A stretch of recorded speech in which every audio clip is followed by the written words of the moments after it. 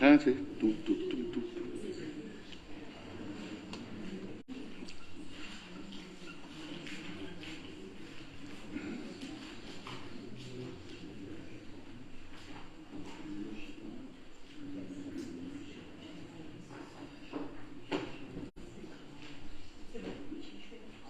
On peut y aller? Merci, bonsoir à toutes et à tous. Juste en préambule de ce conseil municipal de rentrée, je vous présente, peut-être le lever, François, notre nouvelle secrétaire, la nouvelle secrétaire de la direction et du maire, qui remplace Isabelle Breton, partie vers d'autres horizons. Donc, Françoise Le Héroux, qui nous vient du Sud-Finistère, de l'Octudie. Elle fait la route tous les jours, développement durable oblige. Non.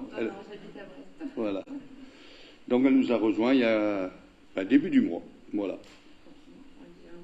Il y a un mois. Exactement. Voilà, je voulais vous la présenter.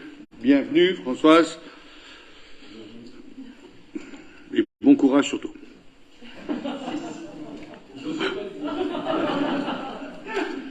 Pourquoi vous dites ça, monsieur Kerjean? À cause de la direction. Oh, mais très bien.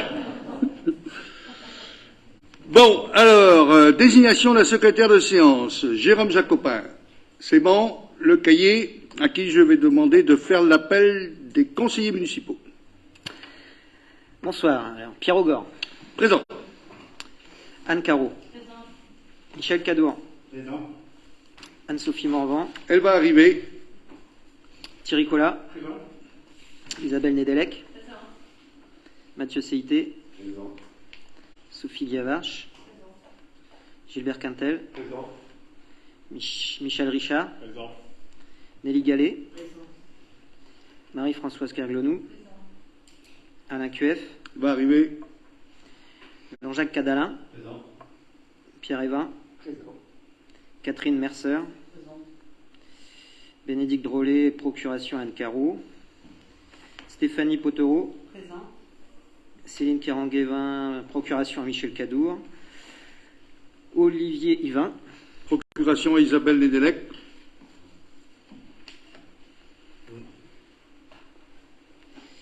Antoine Leporce. Présent. Denise Phélep. Présent. Bruno Simon. Présent. Sylvie Ravaillot. Présent. Gwenaël Kerjean. Présent. Moi-même. Catherine Déniel. Présent. Jean-Philippe Souriman. Présent. Et Emmanuel Lebars, procuration à Sophie Gavarche. Merci. On va passer à l'approbation du procès-verbal de la dernière séance du 6 juillet. Y a-t-il des observations? Oui. Alors l'observation n'est pas tant sur l'écrit, sur le contenu, mais plus sur comment dire, la vidéo qui est passée sur Facebook où on entend peu les échanges à certains moments. Il y a eu d'ailleurs quelques commentaires. On entend quoi? J'ai pas entendu. On entend peu les échanges Ah. sur la vidéo qui a été publiée sur Facebook. Voilà, donc je voulais savoir si la prise de son avait été améliorée ou pas. En fait, je pense qu'en juillet, le micro était dans le mauvais sens et du coup, c'est pour ça que le son. Mais là, le son est bon. Ok, merci. Tu as un bon retour là. Oui, là, j'ai un bon son. C'est juste l'image qui. Ok. Mais le son est bon. Bon, d'accord, merci. D'autres observations? Il n'y en a pas. Donc je considère qu'il est validé. On va faire passer à Bruno Simon la signature, puisqu'il était secrétaire de séance la dernière fois. Donc le secrétaire de la commission plénière, c'était Gwenaël Kerjean. Voilà, tout est dit. On va passer au point 1 de l'ordre du jour. Anne, compte rendu de la délégation du maire, information au conseil municipal. Le conseil municipal est informé des décisions et des arrêtés pris dans le cadre de la délégation générale du conseil municipal au maire, article L 2122-22 du CGCT, délibération numéro 2022-51 du 7 juillet 2022, à savoir. Décision numéro 2023-6-2, demande de subvention auprès du conseil départemental du Finistère pour l'aménagement d'une aire de jeu, d'un parking et réalisation de toilettes publiques automatiques aux abords de la maison Saint-Albert pour un montant de 50 000 € au titre du dispositif Pacte Finistère 2023 et c'est en date du 26 juin 2023. Décision numéro 2023-7-1, demande de subvention auprès du Conseil régional de Bretagne pour l'aménagement d'une aire de jeu, d'un parking, réalisation de toilettes publiques automatiques aux abords de la maison Saint-Albert, pour un montant de 114 000 € au titre de l'enveloppe territoriale régionale du contrat métropolitain 2021-2027. C'est en date du 4 juillet 2023. Décision numéro 2023-7-2, passation d'un marché public pour les travaux d'aménagement d'une aire de jeu, d'un parking, l'installation d'un bloc sanitaire automatique aux abords de la maison Saint-Albert à l'entreprise Paysage d'Iroise. Le montant hors taxe du marché est de 261 090,35 €. La tranche ferme est de 175 950 € hors taxe. La tranche optionnelle est de 85 140,35 € hors taxe. Cette tranche optionnelle sera subordonnée à une décision du maire dûment notifiée au titulaire du dit marché et c'est en date du 11 juillet 2023. Décision numéro 2023-7-3, attribution de la réalisation d'une étude de faisabilité tranche ferme et de maîtrise d'œuvre tranche conditionnelle dans le cadre d'un projet de chaudière collective, mairie médiathèque, école Chateaubriand, pour un montant de 8 000 €. Hors taxe, le prix global de la tranche ferme et de la tranche conditionnelle sera de 21 500 € hors taxe en date du 19 juillet 2023. Décision numéro 2023-8-1, attribution d'un marché public de travaux avec la société BPS Aluminium pour la pose d'une verrière à la médiathèque pour un montant de 28 224 000 € hors taxe en date du 21 août 2023. Décision numéro 2023-8-2, passation d'un marché public de travaux avec la société Locarmor pour la fourniture et l'installation de bâtiments modulaires au gymnase de Pinfel pour un montant de 40 623,98 € hors taxe. C'est en date du 22 août 2023. Décision numéro 2023-8-3, passation d'un marché public de travaux pour la réfection des réseaux d'eau usée, d'eau pluviale et l'installation d'un réseau de téléphonie au gymnase de Pinfel à la société Kerleroux pour un montant de 30 256 000 € hors taxe. C'est en date du 22 août 2023. Enfin, décision numéro 2023-8-4, passation d'un marché public de travaux avec la société Atout Habitat pour la fourniture et l'installation d'une chaudière gaz à l'école Pauline Cargomar pour un montant de 55 905,83 000 € hors taxe et c'est en date du 25 août 2023. Merci. Oui, pour information, en questions diverses, à la fin du Conseil, on vous présentera l'organisation de l'aire de jeu de la maison Saint-Albert. Alors, on a mis ça, je crois, en dématérialisé, donc on vous projettera ce qui est en train de se monter actuellement. Merci Anne. Deuxième point, c'est toujours à toi, l'attribution d'une subvention exceptionnelle en faveur des populations touchées par le séisme au Maroc. À la suite du violent séisme qui a frappé le Maroc le 8 septembre dernier, faisant de très nombreuses victimes, la ville de Guilher exprime sa solidarité avec le peuple marocain et la communauté marocaine installée à Guilher et tient à adresser ses pensées aux victimes et à leurs familles, ainsi que son soutien aux équipes de secours engagées sur place. En conséquence, il est proposé au Conseil municipal d'approuver le versement de 1 000 € en faveur de la Croix-Rouge française. La commission plénière a vu le dossier. Avis favorable. Merci. Y a-t-il des questions? Il n'y en a pas. Je considère que c'est un accord. Là-dessus, je crois qu'il n'y a pas de souci. Merci. Deuxième point, un peu similaire. Suite à la tempête Daniel, la Libye a été balayée par des inondations meurtrières. La ville de Guilher exprime sa solidarité avec le peuple libyen et tient à adresser ses pensées aux victimes et à leurs familles, ainsi que son soutien aux équipes de secours engagées sur place. En conséquence, il est proposé au Conseil municipal d'approuver le versement de 1 000 € en faveur de la Croix-Rouge française. Merci. La commission plénière a vu le dossier. Avis favorable. Merci. Il n'y a pas de questions. On J'aurais considère que c'est un avis. j'aurais Oui. une petite intervention, s'il vous plaît. Monsieur le maire, mesdames et messieurs les conseillers, cet été, le Maroc et la Libye ont connu des événements dramatiques. Les populations locales en sont meurtries. Dans le monde actuel où les inégalités et l'indifférence sont mondialisées, nous ne pouvons qu'être d'accord avec les aides proposées. Malheureusement, ces aides sont des pansements post-cataclysme. Les experts multiplient les rapports, les études qui sont très claires. Les catastrophes naturelles vont se multiplier dans les années à venir, se renforcer même, et la France ne serait pas épargnée d'une manière ou d'une autre.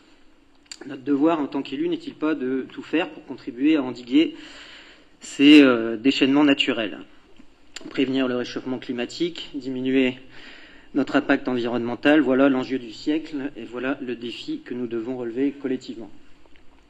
Nous appelons l'État et les collectivités à agir en ce sens, à multiplier les actions.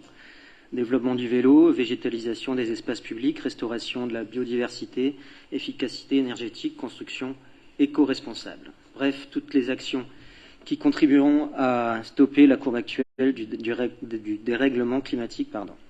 Aujourd'hui, nous savons, et ne rien faire serait une faute grave. Merci. Autre intervention?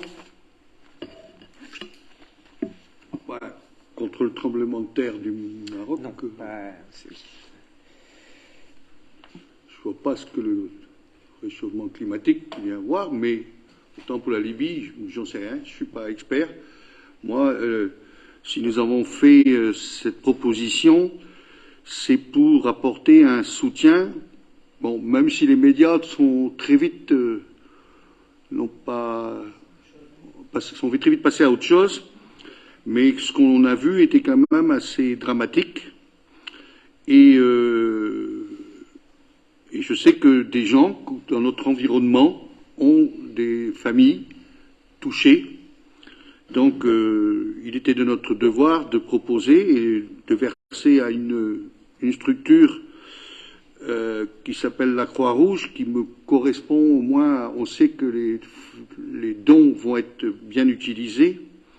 Et d'ailleurs, nous avons profité aussi d'ouvrir la Poste, enfin les anciens locaux de la Poste, pour recevoir des dons matériels pour ceux qui voulaient, en relation avec des familles guilériennes qui étaient d'accord d'ouvrir. Bon, voilà, c'est peut-être modeste ce que l'on fait, mais les petits ruisseaux font les grandes rivières et les rivières font les grands fleuves, donc j'espère que notre modeste contribution, comme on l'a fait toujours d'ailleurs, quand il y avait même des drames similaires en France, ou des communes sinistrées pour des raisons.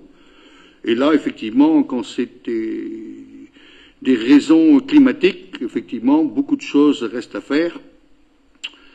Mais ça va être un travail de longue haleine. Et effectivement, là aussi, les petits actes rendront des grands actes et à la fin, ça paiera. Il n'y a pas d'autre intervention. Je soumets au vote. Je considère aussi que là, il n'y a pas de souci pour la Libye. C'est un accord unanime. Merci. On continue. Isabelle, point sur la rentrée scolaire. Est-ce que je repasse le PowerPoint? Est-ce qu'on le repasse parce que nous l'avons vu en commission? Je sais pas, vous voulez qu'on repasse le PowerPoint qui était passé en commission? C'est bon? Non.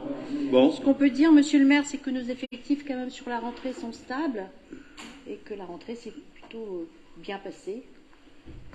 Je dirais très bien passée dans nos écoles. Voilà. Si on n'avait que des rentrées comme ça, c'était vraiment... voilà, c'est vraiment très bien.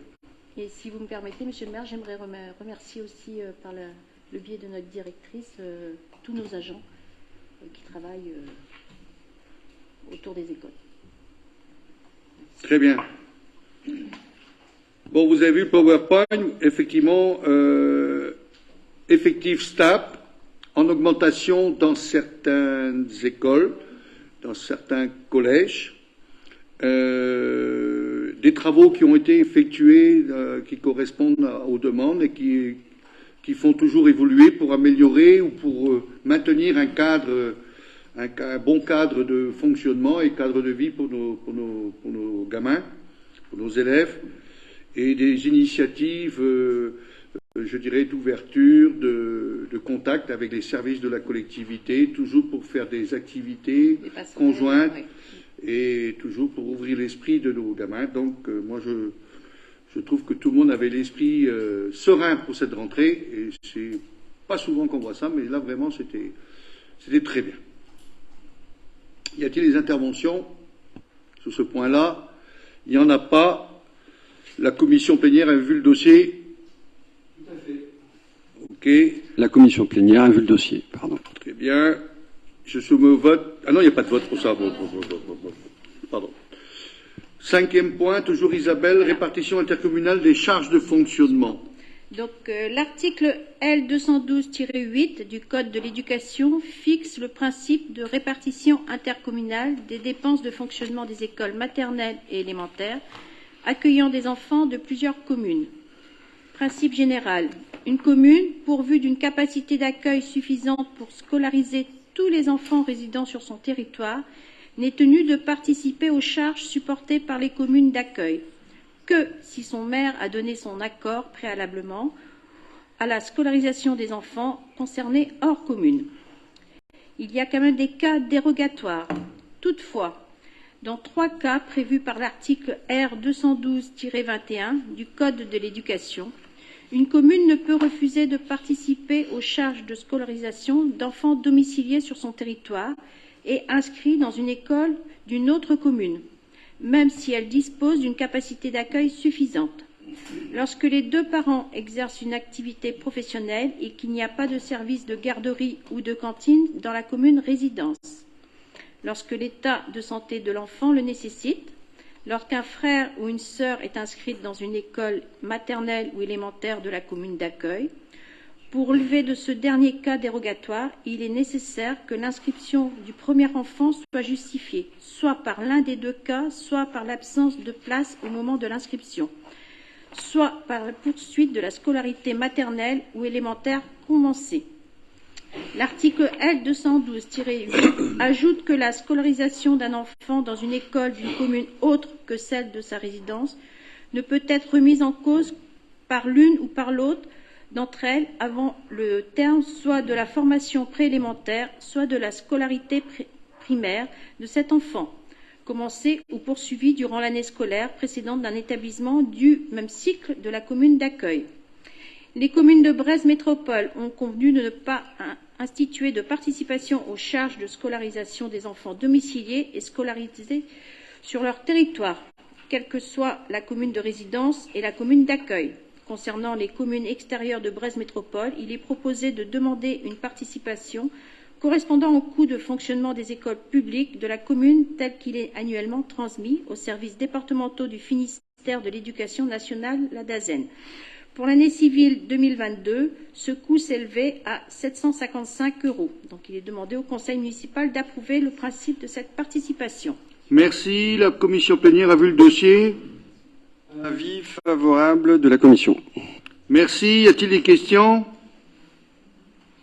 Il n'y en a pas. Je soumets au vote. Y a-t-il des gens qui ne prennent pas part au vote? Y a-t-il des avis contraires, des abstentions? Unanimité, merci. On continue, Isabelle, pour participation aux dépenses de fonctionnement de l'école Sainte-Thérèse. Considérant que la participation des communes aux charges de fonctionnement des écoles privées sous contrat d'association est une dépense obligatoire, considérant que du fait de son caractère obligatoire, le montant du forfait ne nécessite pas le passage d'une convention, considérant que le montant du forfait doit être fixé par délibération, qu'il doit être légal au montant de la participation de la commune par les élèves des écoles publiques, l'article L 442 du Code de l'éducation, considérant que le coût moyen de fonctionnement d'un élève des écoles publiques de l'année N-1 est de 755 €, il est proposé au Conseil municipal de fixer le montant du forfait à 755 € par élève. Le montant total de la participation sera calculé sur la base du nombre d'élèves domiciliés sur Brest Métropole présents à la rentrée 2023-2024. Il sera versé en 2 fois, pour moitié en janvier 2024 et pour autre moitié en avril 2024. Pour l'année 2024, le montant total de la participation de la commune pour les élèves scolarisés à l'école Sainte-Thérèse va s'élever à 250 élèves fois 755 €, soit 188 750 €. Pour rappel, le montant 2023 était de 178 362 € pour 243 élèves. Pour information, 18 élèves sont domiciliés hors Brest Métropole, 8 en maternelle et 10 en élémentaire. Donc il est demandé au conseil municipal de valider le montant de la subvention 2024. Merci. La commission a vu le dossier. Avis favorable de la commission. Merci. Y a-t-il des questions? Il n'y en a pas. Je soumets au vote. Y a-t-il des gens qui ne prennent pas part au vote? Y a-t-il des avis? Oui, mais tu es au conseil d'école? Non, tu n'es pas au conseil d'école. Y a-t-il des gens qui ne prennent pas part au vote? Y a-t-il des avis contraires, des abstentions? Unanimité, merci. On continue. Isabelle, c'est le choix du mode de gestion pour la procédure de consultation, le multi-accueil, les petits poussins. Donc, vu le code de la commande publique, notamment les articles L 1121-1 et suivants, vu le code général des collectivités territoriales, notamment les articles L 1411-1 et suivants, vu la délibération 2020-38 du 18 juin 2020, transférant les missions de la commission de délégation de services publics et concessions à la commission d'appel d'offres, vu la délibération 2020-37 du 18 juin 2020, créant la commission d'appel d'offres, vu l'avis favorable de la commission d'appel d'offres donnant lieu de commission de délégation de services publics en date du 12 septembre 2023, lorsqu'une collectivité territoriale est compétente pour la gestion d'un service public, il lui appartient, sauf si le législateur impose un mode de gestion spécifique, de déterminer si elle entend le gérer elle-même ou d'en confier la gestion à un tiers dans le cadre conventionnel. La ville de Guilherme a confié par délégation au service public la gestion de sa structure multi-accueil à l'entreprise People and Pepi en 2014, un agrément de 30 places. Ce contrat, prolongé par un avenant, a pris fin au 31 août 2019. Une nouvelle procédure de consultation a également confié la gestion de l'entreprise à People and Baby. Considérant que le contrat de délégation arrive à échéance au 31 août 2024, il convient de relancer la procédure. Le présent rapport présentera les différents modes de gestion envisageables, les modifications du choix de recours à la concession sous forme de délégation de service public pour l'exploitation et la gestion du multi-accueil seront détaillées ainsi que les caractéristiques essentielles du futur contrat de délégation de service public. Conformément à l'article L 1411-4 du Code général des collectivités territoriales, l'Assemblée délibérante doit se prononcer sur le principe de recours à la concession après avoir recueilli l'avis de la commission de délégation de service public et de concession désignée par délibération 2020-38 du 18 juin 2020.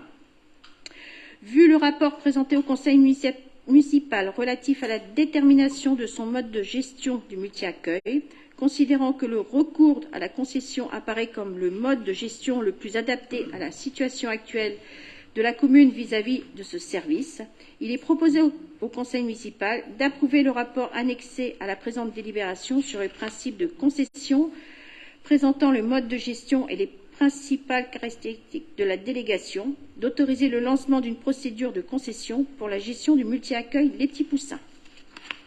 Merci. La commission plénière a vu le dossier. Oui, avis favorable. Y a-t-il des questions? Il n'y en a pas. Je soumets au vote. Y a-t-il des gens qui ne prennent pas part au vote? Y a-t-il des avis contraires, des abstentions? Unanimité, merci. Encore toi. Modification du règlement de fonctionnement du multi-accueil Les Petits Poussins. Donc, le règlement de fonctionnement du multi-accueil a été validé par délibération 2022-46 du Conseil municipal du 19 mai 2022. Le cadre réglementaire des structures de petite enfance est en pleine évolution depuis l'apparition du décret 2021-1131 relatif aux assistantes maternelles et aux établissements d'accueil du jeune enfant.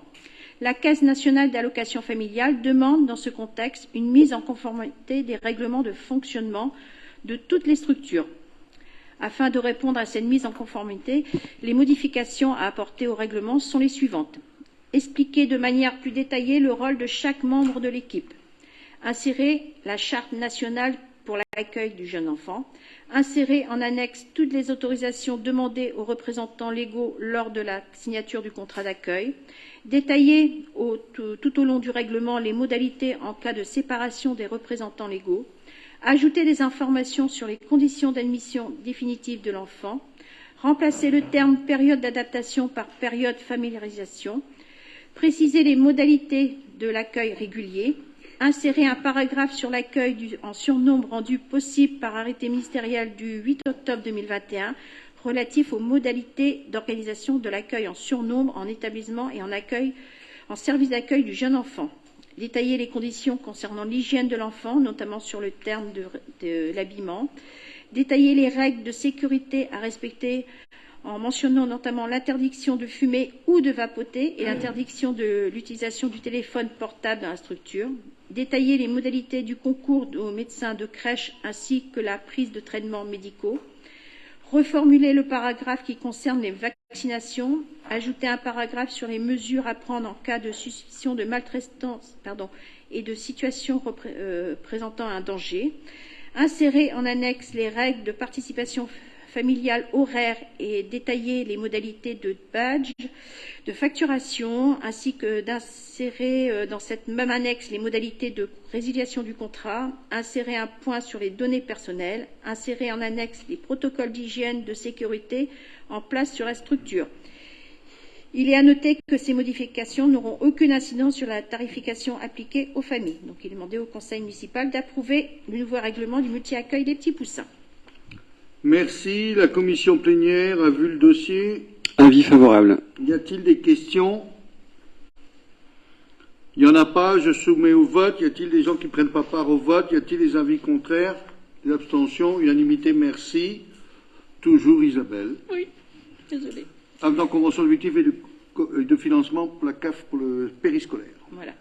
Donc, vu la délibération du Conseil municipal 2021-51 du 10 juin 2021 portant sur la convention d'objectifs et de financement prestation de services, l'accueil de loisirs sans hébergement périscolaire, vu la délibération du Conseil municipal 2022-93 du 15 décembre 2022 portant sur la convention territoriale globale, la commune est liée à la Caisse d'allocation familiale par une convention d'objectifs et de financement des ALSH périscolaires. Cette convention a été conclue pour une durée de 4 ans, du 1er janvier 2021 au 31 décembre 2024. Dans le cadre de la mise en place de la Convention territoriale globale, les fonds précédemment versés par la CAF au titre de contrat enfant-jeunesse ont été transformés en bonus territoire. Ces bonus, comme prévu par la Convention territoriale globale, doivent être inclus dans les conventions d'objectifs et de financement des structures. Afin de les intégrer, il y a donc lieu de signer un avenant. Ce dernier est conclu à compter du 1er janvier 2023 et pour la durée de la convention, soit jusqu'au 31 décembre 2024. Donc, le bonus du territoire sera calculé de la manière suivante. Le financement dans la limite du nombre d'heures existantes, soit 44 024 heures. Montant forfaitaire 0,51 € par l'heure. Et le bonus, c'est le nombre d'heures déclarées par le nombre forfaitaire divisé par le nombre d'offres existantes. Donc, les autres termes de la convention demeurent inchangés. Donc, il est demandé au Conseil municipal de valider les termes de l'avenant et d'autoriser Monsieur le maire à le signer. Merci. La commission plénière a vu le dossier. Avis favorable. Y a-t-il des questions? Il n'y en a pas. Je passe au vote. Y a-t-il des gens qui ne prennent pas part au vote? Y a-t-il des avis contraires, des abstentions? Unanimité, merci. Toujours pour l'avenant avec la CAF et l'accueil adolescent. Alors, je vous lis pas, c'est la même en fait, Oui. c'est le même texte avec juste le changement d'heure qui est le nombre d'heures existantes qui est 20 897 heures d'accueil, voilà, et le montant forfaitaire est le même, 0,51. Ce sont les mêmes termes, c'est un avenant aussi. Ok. Voilà. La commission a vu le dossier. Avis favorable. Merci. Y a-t-il des questions? Il n'y en a pas. Y a-t-il des gens qui ne prennent pas part au vote? Y a-t-il des avis contraires, des abstentions? Unanimité, merci. Là, on passe sur la mise en place des astreintes d'exploitation. Michel. Oui. Je ne sais pas si vous voulez que je vous relise tout ce qu'on a détaillé à la commission. Ça va aller? Oui. Donc, par contre, il faut un avis. D'accord, donc on demande au Conseil de mettre en place les astreintes d'exploitation selon les modalités prévues à partir du 1er octobre 2023, d'autoriser le versement des indemnités d'astreinte suivant les barèmes en vigueur qui ont été transmis, d'autoriser monsieur le maire à prendre et à signer tout acte de cette précision. La commission plénière a vu le dossier. Avis favorable. D'accord, y a-t-il des questions? Il n'y en a pas, je soumets au vote. Y a-t-il des gens qui ne prennent pas part au vote? Y a-t-il des avis contraires, des abstentions? Unanimité, merci. Recrutement contractuel sur des emplois permanents. Là, je peux vous la lire ou comme vous voulez. Hein. Ouais, Parce que celle-là, elle est courte. Hein. La majorité des emplois permanents de la collectivité est actuellement pourvue par des fonctionnaires en référence au grade minimum et maximum mentionnés dans le tableau des effectifs et des emplois, adopté par délibération en date du 11 mai 2023, après avis du CST en date du 13 avril 2023. Ce tableau précise que certains postes peuvent être pourvus par des contractuels. Il convient de préciser pour les emplois mentionnés les modalités de recours à ces contractuels. À l'issue d'une procédure de recrutement, le choix du jury peut se porter en cas de candidature statutaire ne correspond pas aux besoins sur la candidature d'un contractuel de droit public. En effet, l'article L. 332-23 du CGFP prévoit les principaux cas dans lesquels les collectivités peuvent avoir recours à des contractuels. L'article L. 332-8 du CGFP prévoit désormais pour les trois catégories, lorsque la nature des fonctions ou les besoins du service public justifient, de proposer un contrat de 3 ans maximum, renouvelable par reconduction express après une nouvelle procédure de recrutement dans la limite de 6 ans. À l'issue de cette période maximale de 6 ans, le contrat de l'agent pourrait être reconduit pour une durée indéterminée. Ainsi, il sera proposé, à défaut de candidats fonctionnaires répondant aux besoins recherchés, d'autoriser Monsieur le maire à pourvoir les emplois permanents par un contractuel disposant des diplômes et ou de l'expérience nécessaire aux missions du poste. Rémunéré au maximum sur l'indice terminal du grade maximum associé à l'emploi, déterminé selon ses compétences, niveau de diplôme et expérience. Le régime indemnitaire sera versé selon les conditions prévues par la délibération 2021-107 du 9 décembre 2021, en tenant compte notamment des fonctions occupées et de la qualification requise pour leur exercice. Ces dispositions complètent celles prévues dans la délibération du 23 septembre 2021. Il sera donc proposé au Conseil municipal d'autoriser le recrutement d'agents contractuels sur des emplois permanents selon les modalités énoncées ci-dessus. Merci. La commission plénière a vu le dossier. Avis favorable. Merci. Y a-t-il des questions? Il n'y en a pas. Je soumets au vote. Y a-t-il des gens qui ne prennent pas part au vote? Y a-t-il des avis contraires, des abstentions? Unanimité, merci. On retourne à toi, Anne. Convention Tréteaux-Chanton.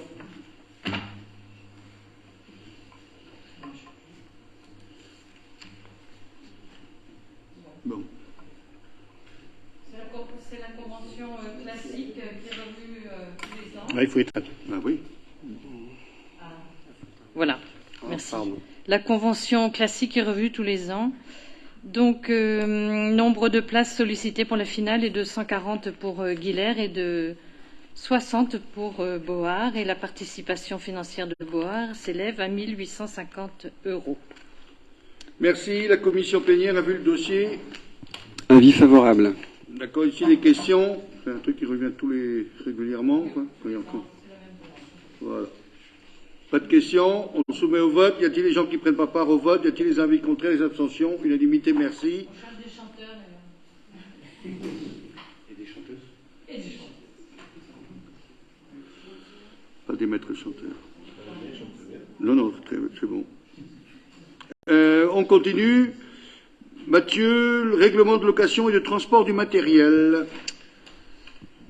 Par délibération en date du 2 février 2017, un règlement fixant les règles des locations de matériel et d'aide au transport a été validé.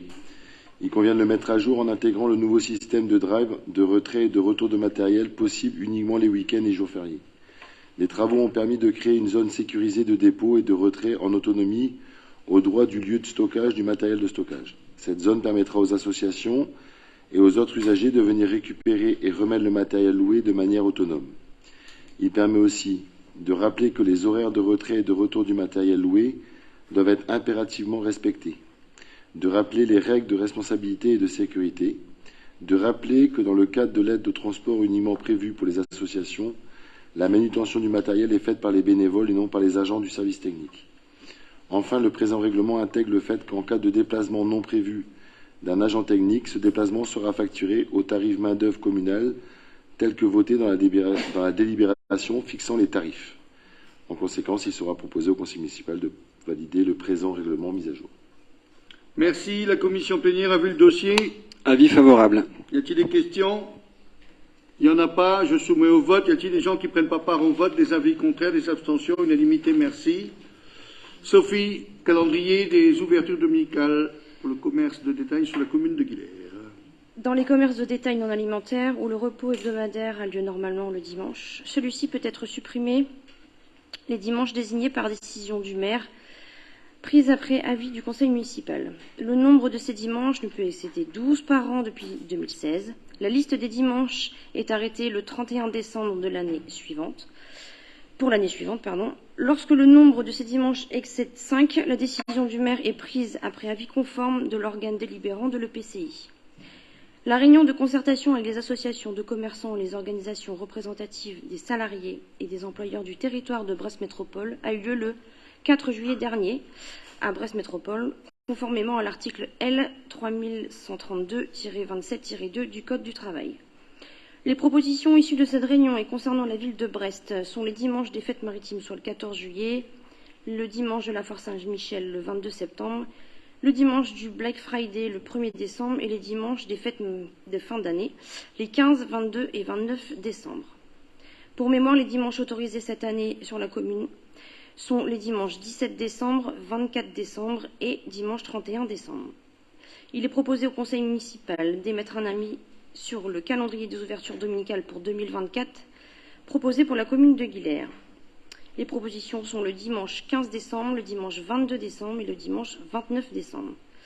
Un arrêté municipal sera pris si tel est le cas. Il fixera les conditions dans lesquelles le repos compensateur sera accordé aux salariés, conformément aux règles inscrites au Code du travail, c'est-à-dire que seuls les salariés volontaires peuvent travailler les dimanches autorisés. Merci. La commission plénière a vu le dossier. Avis favorable, donc 4 abstentions. Ok. Y a-t-il des questions? S'il vous plaît. Oui. En fait, la position du groupe de la minorité n'a pas changé par rapport à l'année dernière. Donc, il nous semble suffisant que les dimanches 22 et 29 soient ouverts. Donc, nous nous abstenons pour ce point. D'accord. D'autres interventions? Il n'y en a pas? Bon. On va dire. Ok. On passe au vote. Y a-t-il des gens qui ne prennent pas part au vote? Y a-t-il des avis contraires? Des abstentions? Le groupe de la minorité. Merci. Adopté. Michel, sur la DM numéro 2. Oui, donc une décision modificative. Je vous lis pas le premier paragraphe là. Hein. Oh. Donc décision modificative numéro 2 du budget principal. Lors de la séance du 15 mars 2023, le conseil municipal a adopté le budget primitif pour un montant total en dépenses et en recettes de 10 241 024 € au titre du seul budget principal. La décision modificative numéro 1, votée par le conseil municipal le 6 juillet 2023, a porté l'inscription des crédits à un total de 10 524 724 € en dépenses et en recettes. Une nouvelle modification du budget principal doit intervenir afin de prendre en compte un certain nombre de dépenses et de recettes supplémentaires, tant en fonctionnement qu'en investissement. Tout mouvement budgétaire confondu, cette décision modificative numéro 2 va porter l'inscription des crédits à un total de 10 778 424 € en dépenses et en recettes. Les mouvements de crédit du budget principal sont détaillés ci-après. Vous voulez que je vous détaille tout? Non, ça qui est détaillé. Ouais. Non. Donc, il est proposé au Conseil municipal d'approuver la décision modificative numéro 2 au budget principal 2023, telle que mentionnée ci-dessus. De prendre acte que cette décision modificative porte la section de fonctionnement à 7 364 612 €, la section d'investissement à 3 413 811 € et que le budget principal 2023, toutes sections confondues, se porte donc à 10 778 424 € en dépenses et en recettes. D'autoriser Monsieur le maire ou l'élu délégué à signer toute pièce à intervenir. La commission plénière a vu le dossier. Avis favorable. D'accord. Y a-t-il des questions? Il n'y en a pas. Je soumets au vote. Y a-t-il des gens qui ne prennent pas part au vote? Y a-t-il des avis contraires? Des abstentions? Unanimité, merci. Le 17, Michel, c'est les créances irrécouvrables. Ouais, donc, il existe deux types de créances irrécouvrables. Les créances admises en non-valeur. L'admission en non-valeur des créances est décidée par l'Assemblée délibérante de la collectivité dans l'exercice de sa compétence budgétaire. Elle est demandée par le comptable lorsqu'il rapporte les éléments propres à démontrer que, malgré toutes les diligences qu'il a effectuées, il ne peut pas en obtenir le recouvrement. Il est à préciser que l'admission en non-valeur n'exclut nullement un recouvrement ultérieur si le redevable revenait à une situation permettant le recouvrement. Les créances éteintes, ce sont des créances qui restent valides juridiquement en la forme et au fond, mais dont l'irrécouvrabilité résulte d'une décision juridique extérieure définitive qui s'impose à la collectivité créancière et qui s'oppose à toute action en recouvrement. Il s'agit notamment du prononcé d'un jugement de clôture de liquidation judiciaire pour insuffisance d'actifs, article 643-11 du Code du commerce, du prononcé de la décision du juge du tribunal d'instance de rendre exécutoire une recommandation de rétablissement personnel sans liquidation judiciaire, du prononcé de la clôture pour insuffisance d'actifs d'une procédure de rétablissement personnel avec liquidation judiciaire, donc l'article L. 332-9 du Code de la consommation. À ce titre, Monsieur le comptable public, responsable du service de gestion comptable de Brest, a adressé à la ville de Guilher un état recensant des titres de recettes émis sur plusieurs exercices qui restent impayés à ce jour. Donc, il y a le numéro de l'État, je vous en prie grâce. En conséquence, il est proposé d'admettre en créance éteinte les prestations ci-dessous. Taxe locale sur la publicité extérieure suite à la clôture pour insuffisance d'actifs d'une procédure de liquidation judiciaire, une décision du 15/12/2020, 472,50 €, et c'est la SARL Silicom ADC. Le deuxième, des loyers commerciaux et charges locatives suite à la clôture pour insuffisance d'actifs d'une procédure de liquidation judiciaire, décision du 28/6/2022, 4 470,80 €, et donc SASU Couton. Ces sommes sont imputées à l'article 6542 du budget créances éteintes. Merci. La commission plénière a vu le dossier. Avis favorable. Y a-t-il des questions? Il n'y en a pas. Je soumets au vote. Y a-t-il des gens qui ne prennent pas part au vote? Des avis contraires? Les abstentions? L'unanimité? Merci. Mathieu, attribution de subvention exceptionnelle à l'association sportive Les Bleuets de Guilher. L'association sportive Bleuets de Guilher a assuré l'animation de découverte du basket le 22 avril 2023.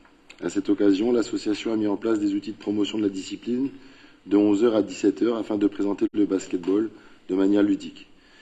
Pour mener à bien cet événement qui a contribué à l'animation du centre-ville de Guilher, l'association a engagé un certain nombre de frais, notamment la location de matériel auprès du comité départemental de basket et la location d'un véhicule pour le transport du matériel. Au regard de l'implication de l'association pour contribuer au succès de cette animation et des frais engagés par elle, il sera proposé au conseil municipal d'approuver l'octroi d'une subvention exceptionnelle d'un montant de 250 € aux Bleuets de Guilher. Les crédits nécessaires sont inscrits à l'article 657 482, subvention aux autres personnes de droit privé, subvention exceptionnelle du budget primitif 2023. Pour mémoire, le montant de subvention versé à l'association des Bleuets de Guilher était de En subvention de fonctionnement, 1763,50 €. Et une aide aux frais de déplacement hors Finistère de 1501,30 €. Merci. La commission plénière a vu le dossier. Alors, avis favorable avec 4 abstentions. D'accord. Y a-t-il des questions? Monsieur le maire, mesdames, messieurs, lors du conseil municipal du 11 mai dernier, nous avions voté pour les subventions exceptionnelles demandées.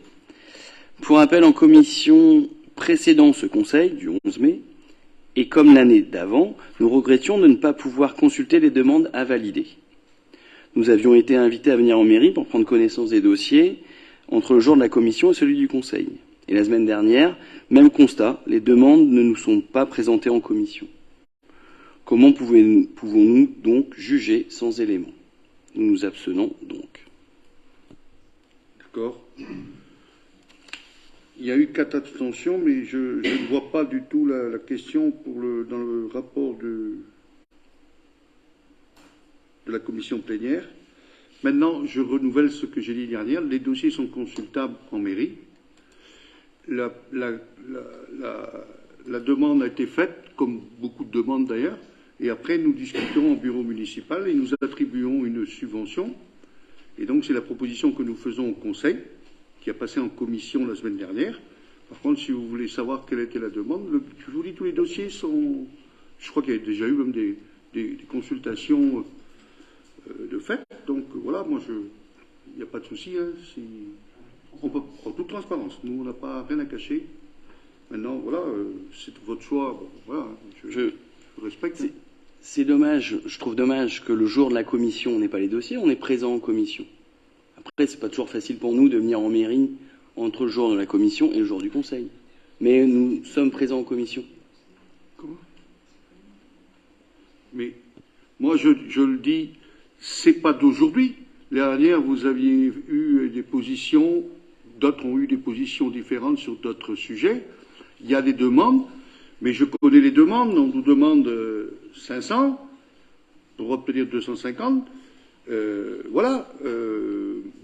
On a des demandes diverses et variées sur des interventions, sur des activités différentes, dans de multiples associations.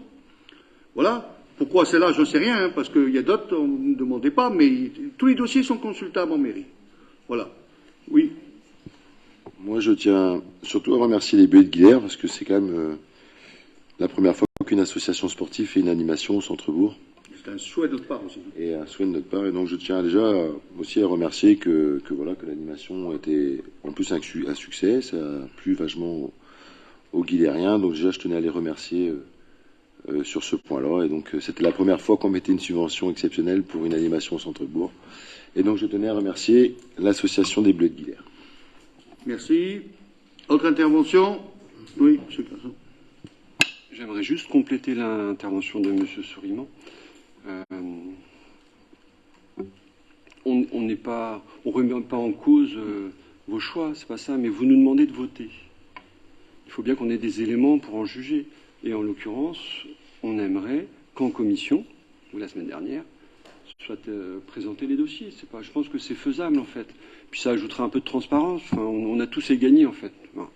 Mais là, c'est bon, c'est notre point de vue et c'est pour ça qu'on s'abstient sur ce vote. Okay. Évidemment, pas pour l'octroi d'une subvention, mais plus pour la manière de présenter le dossier. Merci. Soumet au vote. Y a-t-il des gens qui ne prennent pas part au vote? Y a-t-il des avis contraires? Cette abstention de la minorité, c'est ça? Ok, merci. Toujours Mathieu, subvention aux associations sportives pour les frais de déplacement hors Finistère. Les clubs sportifs guilhériens peuvent obtenir une prise en charge de leurs frais de déplacement hors Finistère sur présentation de justificatifs. 2 associations nous ont transmis des demandes. Après étude des dossiers, les montants ci-dessous sont à verser. Sarnan Guilher Handball, 7 086,81 €. Et la flèche gymnique guilhérienne, 4 906,99 €. Soit un total de 11 993,80 €. Bon, après, sont indiqués ci-après, pour information, les montants déjà versés ou à verser en 2023 aux associations sollicitant une aide.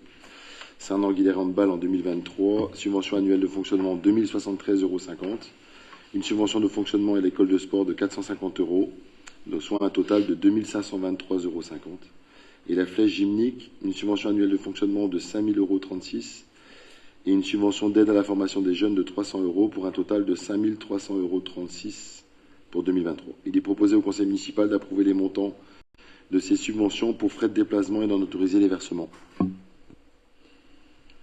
Merci. La commission plénière a vu le dossier. Avis favorable. Y a-t-il des questions? Il n'y en a pas. Je soumets au vote. Y a-t-il des gens qui ne prennent pas part au vote? Y a-t-il des avis contraires, des abstentions? Unanimité, merci. Après, je vous présente le point suivant. C'est le déclassement du domaine public d'un terrain rue de Pénarouat. Donc la commune est propriétaire à côté du boulodrome d'une parcelle numéro 368 d'une contenance de 20 mm² presque, sur lesquels il y a divers équipements, un parking, un terrain multisport, une salle polyvalente, un boulodrome et un local de pétanque. Le parti de ce terrain sur la partie sud-ouest est aujourd'hui non aménagé. Il s'agit d'une emprise d'environ, je dis bien d'environ 3000 m² issue de la parcelle cadastrée numéro 368. Donc, elle est délimitée au nord-ouest par la voie d'accès sur le site de Pénarouat, au nord-est par la haie qui longe le boulodrome, et à l'est par un talus arboré, et au sud-ouest par la limite située au droit de la parcelle cadastrée 94. Ce terrain, classé dans le domaine public par une affectation de fait, n'est plus affecté à usage direct du public puisque son accès est condamné depuis plusieurs années par la disposition de roches le long de voies d'accès au site de la rue de Pénarouat. Conformément à l'article L 2141-1 du Code général de la propriété des personnes publiques, après avoir constaté la désaffectation matérielle de cette emprise, il convient de prononcer son déclassement du domaine public.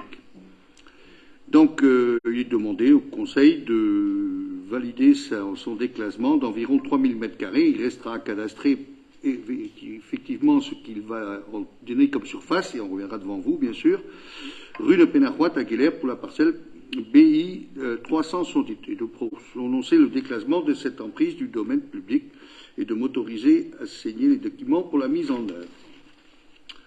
La commission plénière a vu le dossier. Avis favorable. Y a-t-il des questions? Oui. Monsieur le maire, mesdames et messieurs les conseillers, il convient de souligner qu'en vertu de l'article L3111-1 du Code général de la propriété des personnes publiques, les biens du domaine public sont imprescriptibles et inaliénables, c'est-à-dire qu'ils ne peuvent être vendus. La délibération que l'on nous propose ce soir, à savoir la désaffectation et le déclassement d'une partie de la parcelle numéro 368, a pour objet de la vendre à un promoteur privé. La municipalité n'a pas de projet pour cette parcelle et c'est bien dommage. Des promoteurs privés sont visiblement plus inspirés et intéressés par celle-ci. Quel est leur projet? Pour notre part, nous n'en savons rien. C'est donc tout naturellement que nous nous abstiendrons sur ce point. Alors, si on le déclasse, c'est justement pour qu'on puisse le vendre. 2, le projet est un projet encore, je dirais, confidentiel, parce que si je le dis aujourd'hui, je ne peux pas le dire au conseil municipal. Si demain ça paraît dans la presse, ça c'est sûr que le projet va être tout de suite va clapoter. Donc aujourd'hui, c'est un projet d'une structure sportive portée par des privés, qui est très intéressante pour la commune. C'est pour ça qu'on s'y est très intéressé tout de suite. Et là, je me retrouve vers l'adjoint au sport. Il y en a dans certaines communes de la métropole, mais je peux vous dire que beaucoup ont été intéressés par ce projet-là et beaucoup ont fait des propositions pour l'avoir chez eux. Et je ne vois pas pourquoi. Alors, le choix des opérateurs, enfin des gens qui veulent se lancer là-dedans, se porte sur Guillère parce qu'ils ont étudié, ils ont fait une étude de marché, que le périmètre autour est très intéressant pour eux. Et ça peut servir aussi à des Guilériens. Et l'argent public de la commune de Guillère n'en sera pas affecté, si ce n'est que la rentrée financière de la vente de ce terrain-là. Donc voilà, aujourd'hui, moi, on me propose quelque chose avec des investissements privés qui peuvent servir à tout à chacun de la commune, à ceux qui sont intéressés. C'est un nouveau sport. Bon, voilà. Et il paraît que ça se développe Donc je préfère le voir sur Guilher que de les voir dans les communes environnantes et pas forcément sur la métropole. Je vous le dis. Parce que d'autres communes ont été contactées et sont bien sûr très intéressées. Je n'en dirai pas plus. Aujourd'hui, c'est la désaffectation et le déclassement du domaine public. On n'est pas dans la vente du terrain. Vous êtes d'accord? C'est une procédure qu'il faut aller. Les personnes, dès partir du moment où on va déclasser, après, on va mesurer le terrain et après, il y aura un prix qui sera établi par les domaines. Voilà ma réponse. Autre question? Il n'y en a pas. Je soumets au vote. Y a-t-il des gens qui ne prennent pas part au vote? Y a-t-il des avis contraires? 7 abstentions, si j'ai bien compris. Oui. On continue. Convention de concession d'une place de stationnement pour la SCCV Les Terrasses de Guilher. Anne-Sophie. La SCCV Les Terrasses de Guilher, représentée par M. Kerouanton, projette de réaliser un immeuble collectif composé de 18 logements et d'un commerce aux 13 et 15 places de la Libération à Guilher. Afin de répondre aux exigences réglementaires du PLUI en vigueur, cette opération nécessite la création de 18 places de stationnement véhicules et l'aménagement d'une surface pour le stationnement des vélos. Or, la configuration complexe du site, à savoir d'une trame bâtie dense et une cour contrainte, ne permet pas à la SCCV Les Terrasses de Guilher de réaliser l'intégralité des places demandées. Seuls 10 emplacements de stationnement pour les véhicules et l'aménagement d'un espace pour les vélos peuvent être réalisés dans l'emprise du projet. Afin de remédier à l'impossibilité technique dans laquelle elle se trouve de construire le nombre de places de stationnement requis pour le projet et en l'absence de possibilité d'acquérir suffisamment de places privées à proximité, la SCCV Les Terrasses de Guilher s'est rapprochée de la commune de Guilher pour solliciter l'obtention d'une concession à long terme d'une place de stationnement dans un parc public de stationnement existant ou en cours de réalisation, conformément aux dispositions de l'article L151-33 du Code de l'urbanisme. Cet article précise en effet que lorsque le bénéficiaire du permis ou de la décision de non-opposition à une déclaration préalable ne peut pas satisfaire aux obligations relatives à la réalisation d'aires de stationnement prévues par ce même article, il peut être tenu quitte de ces obligations en justifiant notamment, pour les places qu'il ne peut réaliser lui-même, soit de l'obtention d'une concession à long terme dans un parc public de stationnement existant ou en cours de réalisation et situé à proximité de l'opération, soit de l'acquisition ou de la concession de places dans un parc privé de stationnement répondant aux mêmes conditions. Situé en plein cœur de ville, sur un emplacement occupé par un commerce fermé depuis plusieurs années, le projet immobilier de la SCCV Les Terrasses de Guilher s'inscrit totalement dans les objectifs de renouvellement urbain et de développement économique portés par la commune. Il est donc dans l'intérêt de la commune de permettre son aboutissement. C'est la raison pour laquelle il sera proposé au conseil municipal de concéder à la SCCV Les Terrasses de Guilher une place de stationnement dans le futur parking municipal l'Estéven, situé rue Charles Le Hir, qui sera réalisé par la commune de Guilher. La convention de concession sera conclue pour une durée de 15 années qui commencera à courir à compter de la date de dépôt de la déclaration attestant l'achèvement de la conformité des travaux de construction de l'immeuble en question. Cette convention ne préjuge ni de la délivrance du permis de construire ni de l'issue des éventuels recours dont ce dernier pourrait faire l'objet. Les droits et obligations résultant pour la SCCV Les Terrasses de Guilher de la convention seront automatiquement transmis au syndicat des copropriétaires de l'immeuble à édifier dès son achèvement. Cette concession sera soumise au versement par le titulaire de la commune d'une redevance d'un montant de 450 € par an, soit 6 750 €. Donc 450 € fois une place fois 15 ans. Cette redevance sera payée annuellement pour la première fois dans un délai d'un mois à compter de la date de dépôt par le titulaire de la déclaration attestant l'achèvement et la conformité des travaux. Les autres paiements auront lieu annuellement à la date anniversaire de la date de dépôt de la DACT. Il sera proposé au conseil municipal, vu le Code général des collectivités territoriales, et notamment l'article L2121-29, vu le Code de l'urbanisme, et notamment l'article L151-33, d'approuver la convention de concession à long terme d'une place de stationnement avec la SCCV Les Terrasses de Guilher, représentée par M. Kerouanton, d'autoriser M. le maire ou son représentant à signer cette convention, ainsi que tout document à intervenir à ce sujet. Merci. La commission plénière a vu le dossier. Avis favorable avec 4 abstentions. Ok. Y a-t-il des questions? Oui. Une question ou une explication de vote. Donc vous nous proposez là de voter pour la concession, la convention de concession d'une place de stationnement avec la SCCV Les Terrasses de Guilher. Donc le promoteur qui va construire un futur immeuble aux 13-15 places de la Libération, à qui il manque donc 8 places de stationnement pour remplir les contraintes d'urbanisme. Très bien. Donc il en aurait trouvé 7, il en manque une. vous proposer donc de céder sous forme donc de cette convention une place de stationnement. Ça nous paraît être du bricolage. Voilà, donc nous préférons nous abstenir. Vas-y, Anne-Sophie. Monsieur le maire, cette opération s'inscrit totalement dans les objectifs de renouvellement urbain menés par la commune et par la métropole. C'est un dossier qu'on travaille complètement avec la métropole et c'est quelque chose qui se fait de manière courante quand justement un dossier ne peut pas aboutir à cause du manque d'une place de stationnement. Ce serait dommage de ne pas pouvoir réaliser cette opération à cause de cela. Une place, c'est pas 15 places, c'est une place. Et si les dispositions des différents codes dont nous avons parlé le permettent et l'encouragent, c'est justement pour pouvoir réaliser cette opération. En fait, ce dossier-là, c'est pas une place qui manque. C'est plus que ça. Sachant très bien que déjà, il a un parking en rez-de-chaussée. Ils ont essayé de mettre le maximum. Mais c'est le paradoxe de ce pays, où on nous demande de ne plus prendre de terre pour construire, de densifier les centres-bourgs, et il faut trouver des solutions, puisque l'exigence du PLU nous dit qu'il faut une place de parking par logement. Comment? Plus les places de vélo qui sont intégrées dans le projet au rez-de-chaussée. Moi, je veux bien. Mais si on veut densifier, il faut qu'on trouve toutes les solutions. Et les promoteurs, on a tourné autour du pot, et le hasard a fait qu'on a, une proposition pour des places, et effectivement, il en manquait une.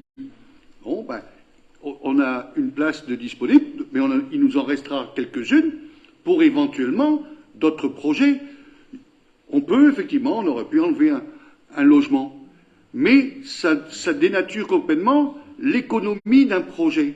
C'est mal comprendre comment ça fonctionne, mal connaître comment ça fonctionne la promotion immobilière. Et moi, je préfère avoir des logements là, dans un projet qui, moi, me correspond. Je sens très bien qu'il y aura un commerce au rez-de-chaussée.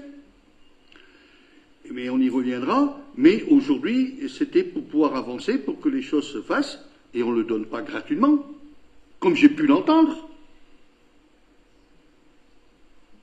J'ai pu l'entendre pour d'autres personnes qui sont venues se plaindre en disant que certains l'avaient gratuitement et d'autres ne l'avaient pas. Je n'ai jamais donné une place gratuitement. Jamais, jamais. Là, effectivement, mais il y a une redevance. Il y a une redevance. S'ils avaient fait un parking, ils auraient été obligés de faire le parking. Ils l'auraient payé. Le tarif, c'est pas moi qui le fais, ce sont des tarifs qui sont coutumes pour des agglomérations comme le nôtre. Donc voilà, il y a des bases qui ont été calculées. Et voilà ce qu'on demande. Donc, moi, je préfère à ce qu'on ait un logement de plus dans le centre-bourg, puisque ça va encore se renouveler. Mais c'est compliqué. Surtout quand l'emprise foncière, il n'y a pas de possibilité d'autre que de faire du parking. Et on ne pouvait pas faire du parking souterrain, vu l'emprise foncière, parce qu'avec les rampes et tout, on aurait fait les rampes, mais on ne pourrait pas plus se garer en dessous, donc ça ne sert à rien. Donc voilà, il y a des choses, des fois, qu'on ne peut pas, et donc il faut pallier à ça, il faut trouver, et à force de chercher, on a trouvé, voilà. Et donc, moi je suis heureux qu'on puisse apporter un petit plus pour ce projet-là, et faire un logement supplémentaire. Voilà, c'est notre réponse. Et j'espère que ce dossier va continuer à avancer. Je soumets au vote. Y a-t-il des gens qui ne prennent pas part au vote?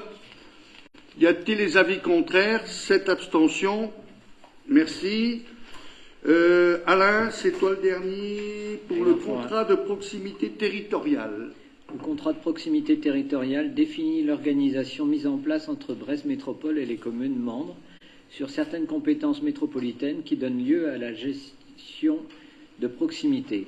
Dans le cadre du contrat, il est prévu une évaluation annuelle du dispositif de gestion de proximité qui donne lieu à une présentation chiffrée des crédits engagés par la métropole dans les 8 communes. Alors en annexe 1, vous avez le rapport retraçant l'activité et l'utilisation des crédits territorialisés engagés par Brest Métropole dans les communes pour l'année 2022. Chacune des 8 communes est invitée à délibérer sur le dispositif de gestion de proximité. Il convient de présenter au conseil municipal le programme des travaux prévus sur le territoire de la commune de Guilher pour l'année 2023. Alors, comme je l'ai dit en commission, une bonne partie est déjà faite. Le bois de Keroual, il y avait la rénovation complète du ponton, la rénovation du parking du manoir, la réfection d'allées, extension de l'aire de jeu nature et les travaux sur le mur de Keroual. Pour ce qui est de la voirie, il y a la rue de la Source, enrobée de la chaussée, rue de Carmonfort, vous avez vu que c'est en cours, enrobée de chaussée, impasse de l'abbé Fleury, réfection des trottoirs, impasse Charcot, les chemins, rue Penker, les chemins, rue Victor Ségalin, réfection des trottoirs, c'est fait, rue Jean Bart, parking, c'est fait, rue du Tumulus, réfection des trottoirs, rue Victor Hugo, assainissement des EP, et ça c'est en cours, je crois, et rue Chateaubriand, réfection des trottoirs. Pour la question qui a été posée l'autre jour pour la rue du Penker, vous avez demandé pourquoi il y avait la moitié était en bitume et l'autre moitié n'était pas faite. C'est parce qu'il faut pouvoir l'évacuation des eaux. Donc ils ont laissé en stérile l'autre partie. Autrement, s'ils avaient bitumé le tout, ils étaient obligés de faire un puits perdu et ça engendrait des travaux. Et bon, ça va à l'encontre de ce que l'on a dit la semaine dernière en commission. Donc voilà. C'est bon? Je peux continuer. Oui, vas-y. Je continue, que je réponds juste de bref. Dans le cadre du contrat de proximité, l'outil numérique relation aux administrés, les fichiers RA, est utilisé dans l'ensemble des communes des services de la métropole et de la plateforme téléphonique pour recenser les demandes d'intervention sur l'espace public. De même, les demandes rédigées par les habitants sont sur les sites des communes, se transforment en fiches RA. Une fois modérées par les mairies, les demandes sont transmises au service métropolitain pour le traitement. En 2022, 268 demandes d'intervention concernant le territoire de Guilher ont été enregistrées dans l'outil RA. La présente délibération comporte en annexe le bilan des signalements effectués en 2022 sur la commune de Guilher. Donc vous avez ça dans l'annexe 2. Là, il y a un roman, je ne sais pas si vous le voulez. Non, bon, ça tombe bien. En conséquence, il est proposé au conseil municipal, après avis des commissions compétentes, de prendre connaissance du bilan 2022 sur dispositif de gouvernance de proximité de l'espace public et d'approuver le programme prévisionnel des travaux de proximité pour l'année 2023. Merci. La commission plénière a vu le dossier. Avis favorable. Merci. Y a-t-il des questions? Il n'y en a pas. De toute façon, dans le rapport annuel, après, on présente toujours ce qui a été fait sur la commune, voilà. Moins pour ce qui concerne Guilher, dans ce rapport avec tous les travaux qui ont été effectués. Bon. Je soumets au vote. Y a-t-il des gens qui ne prennent pas part au vote, des avis contraires, des abstentions, unanimité? On va passer aux commissions diverses et je propose de mettre le plan, je sais pas. Commission. Questions diverses, que j'ai dit, commission diverse. Questions diverses. Mettre le plan de l'aire de jeu. Il n'y a pas? Vas-y.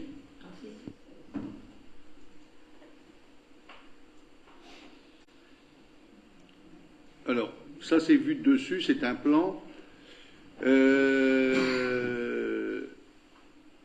Vous voyez la maison Saint-Albert sur la droite, on voit la forme triangulaire un peu. Le morceau vert, gris-vert, c'est le talus qui sépare une partie du jardin. Donc on donne directement sur la rue Charles-Lehir. Avec les deux points noirs du haut, ce sont des trampolines. Voilà. Ensuite, il y a des jeux d'hiver, dont deux jeux qui sont faits pour les personnes, inclusives, c'est-à-dire que les gamins en fauteuil roulant pourront y participer. Et nous avons une tyrolienne qui est le long du talus, et donc qui fait toute la longueur des jeux. Alors, il y a des tourniquets, il y a des jeux, bon, voilà. Tout ça, c'est grillagé, c'est mis sous sol souple. Et dans le haut, vous voyez à la gauche des trampolines, même au-dessus, ce sont des massifs en béton qui vont servir pour les parents ou même les enfants de banquette pour regarder, pour être présents, pour être tranquilles, pour regarder leurs enfants se divertir sur les jeux. Il y a une rampe d'accès, bien sûr, handicapée, une rampe d'accès pour les poussettes, des escaliers, et il y a une rampe qui va sur le transformateur qui est juste dans l'angle, là où il y a la borne électrique. Et il y a aussi des toilettes publiques, on les voit, les toilettes publiques, c'est le petit hachuré là qui est dans le bord, donc qui vont être installés aussi avec accès avec urinoir et une toilette pour les handicapés, pour tout, PMR, voilà, avec bien sûr nettoyage automatique et avec une salle de contrôle, enfin bref, ça c'est la technique. Voilà, donc, et rénovation du parking tout autour pour faire des places de parking pour le stationnement. Donc tout ça c'est en cours et on espère pour la fin de l'année, au moins pour tout ce qui est aire de jeu et parking, il restera les toilettes publiques parce que les toilettes publiques c'est sur commande et puis c'est très long à être livré, mais enfin tout le socle va être réalisé et donc ça va. On peut avoir une vue, peut-être il y avait une vue 3D couleur là, voilà. Bon, il y a de la couleur bien évidemment. Voilà ce que ça donne. Oui. J'ai une question sur le souple, style un peu caoutchouc ou alors Non, c'est caoutchouc. Ouais. Ouais. Comme un peu la piste, ce qu'on a entre autour de la piste, pas la piste d'Adelaide, mais ce qu'il y a au milieu, le gris là. C'est un peu ça. C'est tartan, enfin. Ouais, voilà, exact. Ben, c'est les normes aujourd'hui, vous savez, parapluie.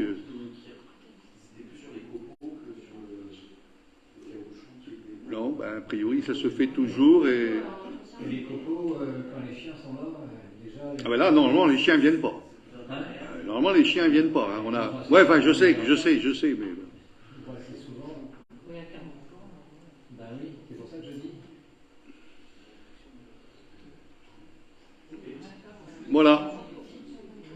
Y a-t-il d'autres questions diverses? Il n'y en a pas. Donc je clôt le conseil municipal. Je tiens à prévenir pour si vous avez des problèmes, enfin, si vous entendez qu'il y a eu des problèmes. Alors, le son marche bien. L'image, a priori, était un peu de travers. Je vais vérifier ça en republiant après la lettre. D'accord. Bon, mais ça a paru quand même.